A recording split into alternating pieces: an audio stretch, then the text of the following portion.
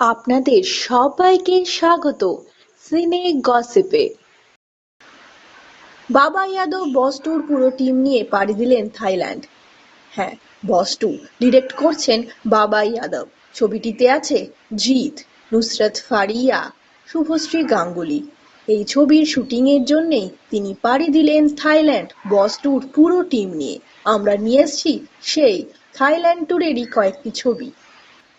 আপনারা দেখছেন জিৎ আর বাংলাদেশের জনপ্রিয় নায়িকা নুসরত ফারিয়াকে, যারা শুটিংয়ের জন্য পৌঁছে গেছেন সুদূর থাইল্যান্ড।